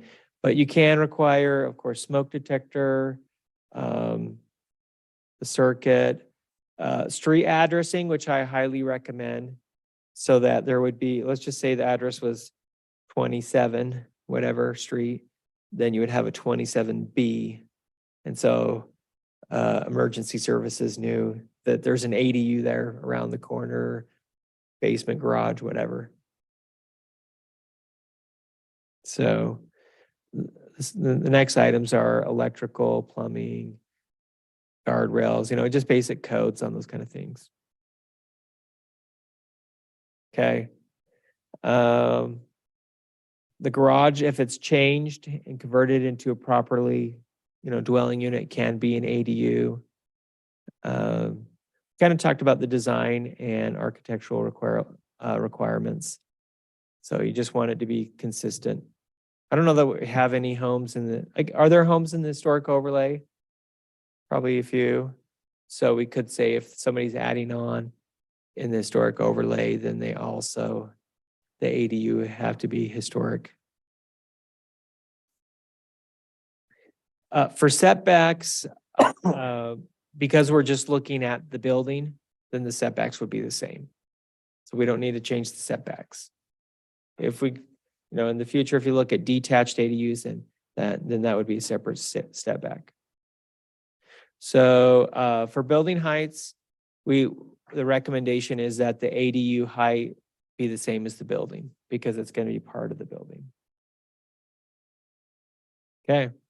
So the next step is to kind of get the ordinance ready.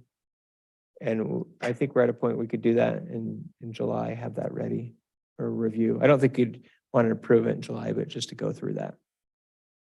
ADU is a little bit more, a lot more cut and dry than landscape. I mean, Jake, you would propose an ordinance based on your conversation here tonight. So I guess the question would be, is there anything that anybody's heard that they didn't like about it? If not, maybe use what you presented as the blueprint. Okay. So I could tell you as staff, some of the things that we've talked about is that to have owner occupy is a plus, just because we feel like as far as pride in, number one, you're living right below where your landlord, so you're going to comply a little bit more. And also, I think that you'll have better upkeep and et cetera. And then the off-street parking is another thing we would recommend that you look at as far as the ordinance. One of the things though, I know that you haven't talked about detached ADUs. I'm with the mayor on the detached ADUs. You'll see around the city, we're getting more and more people that have detached garages. And I think we're going to get in an issue where they're going to do them without permission. Putting a apartment above the garage. And there is height restrictions on accessory buildings currently, but I think that we're allowing ADUs, but do we really want to regulate detached ADUs as well? So I know that the city council had talked about, let's not look at it, but if we're looking at the ordinance, I think it really should be, but that's just staff. So. I mean, again, I would still feel that we need to let's just take,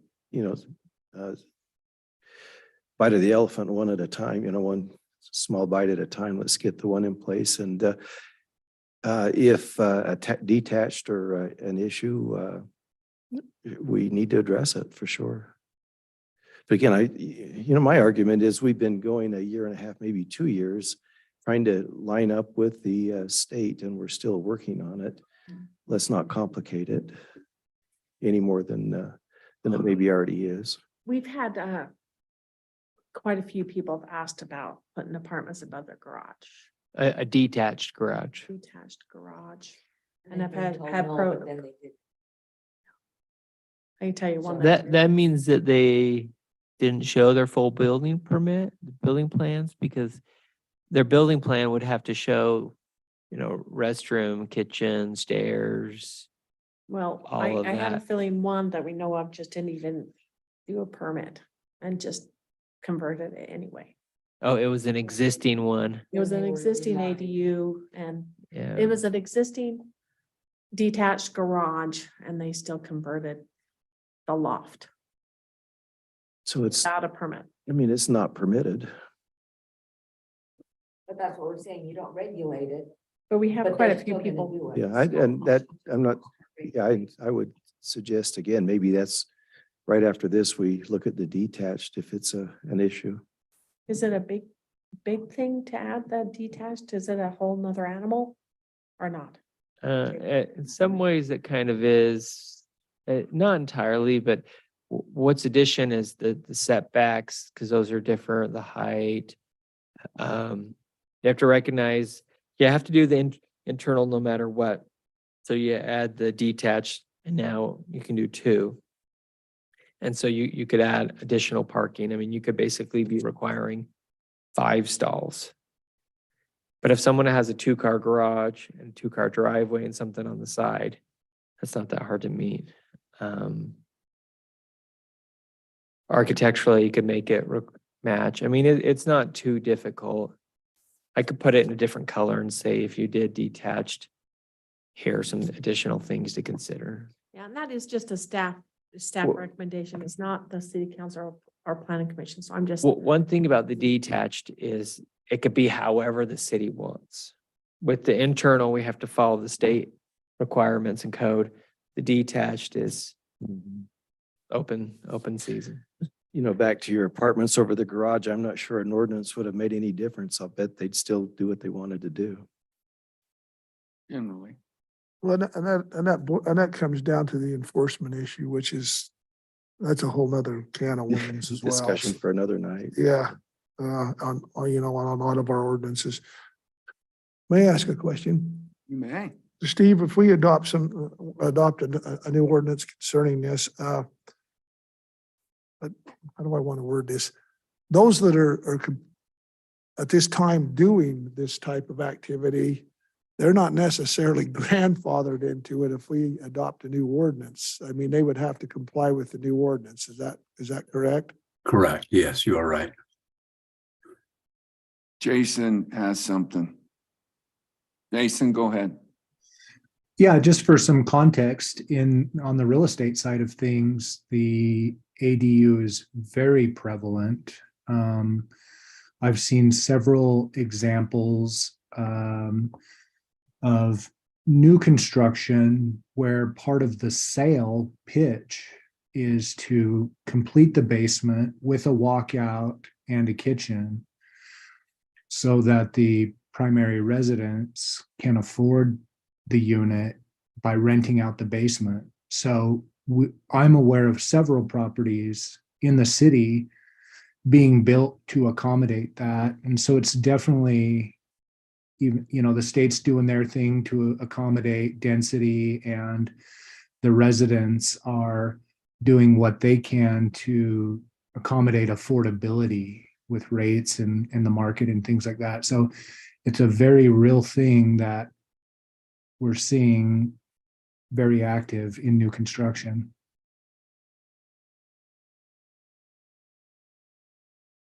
Can I ask you a question, Mr. Chair? Sure. Or I'll just leave it to anybody that can answer it. So we have just what Jason said. It goes on everywhere. There's more of it than you would even believe. I can't, in my little feeble mind, I can't see why we can't take care of all of it with one ordinance. Like the unattached, the attached.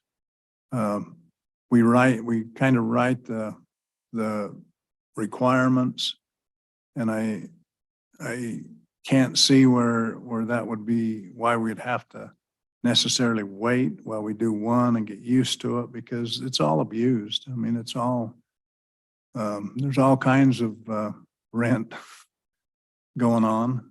And it's impossible the way that we have our to enforce things in the city to keep up on it. But I'm thinking that also in defense of the residents, a lot of them don't even know this isn't something they can't do. In the old days, it was done all the time.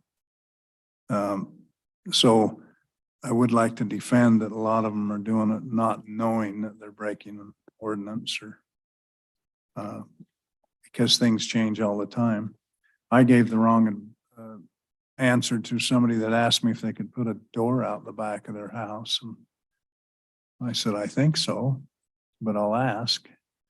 And so I asked, and Rose says, yeah, they need a permit because they're changing the structure of their home. I went, oh, okay. So I was ignorant to it, but they were asking me because they wanted to make sure they were doing it the way that they should.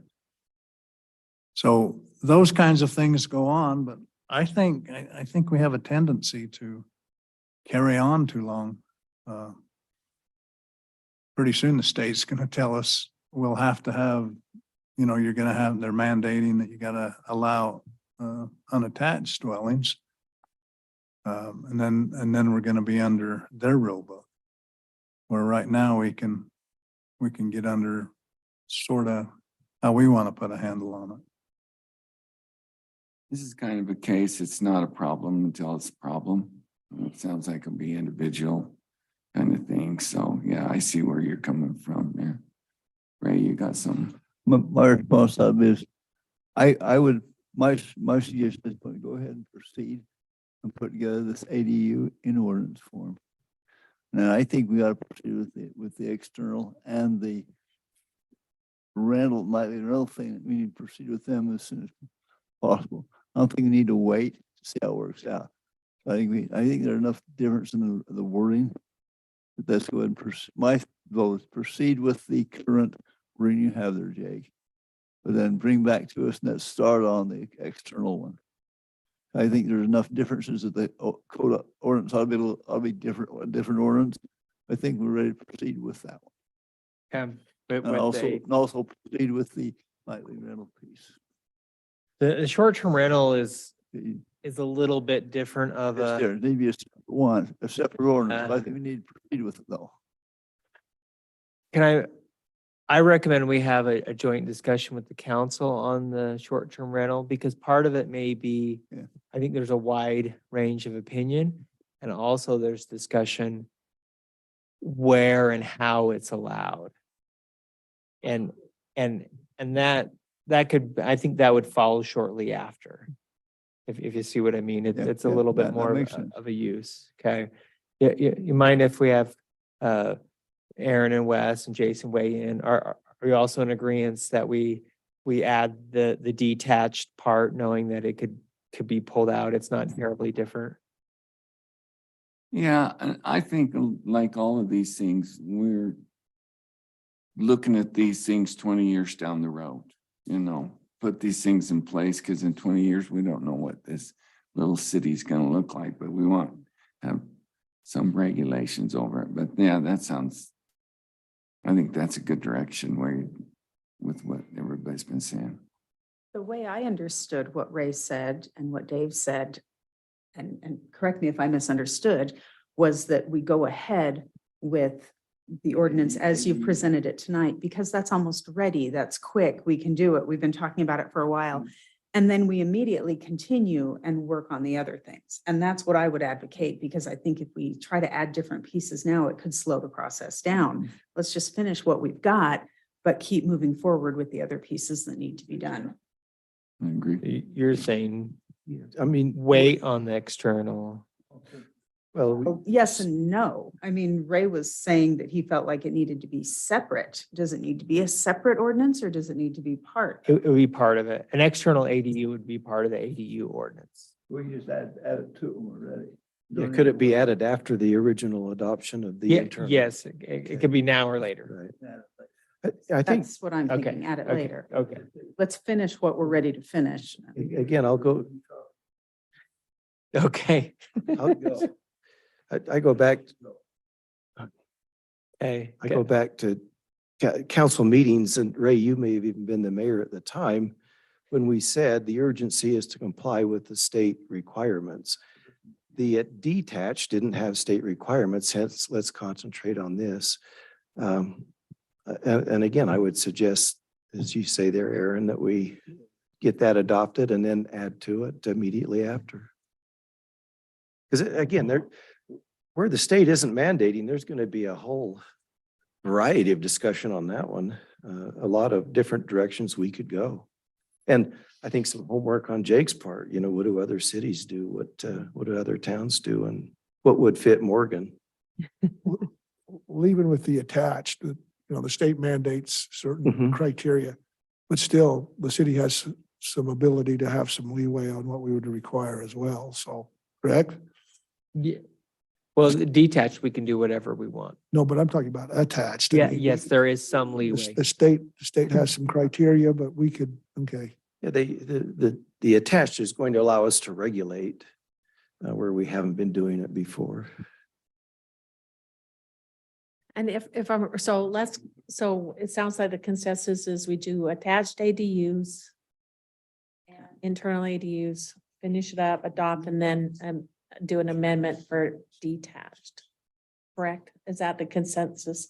Jay, yay or nay? He says yes. Okay.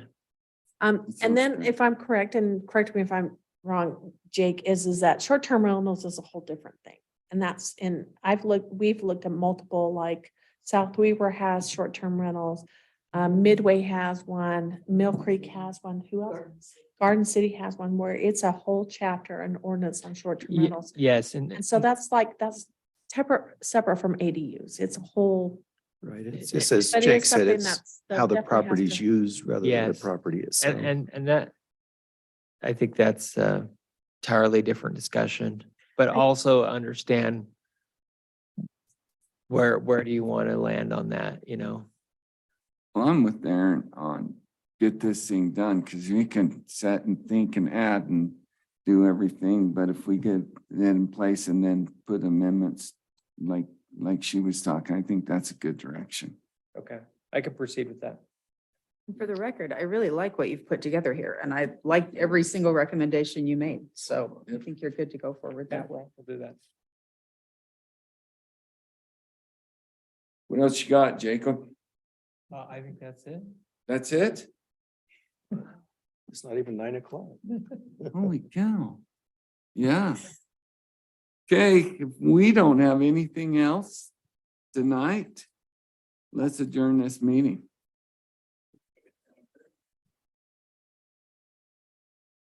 Good job, Wes. Wes?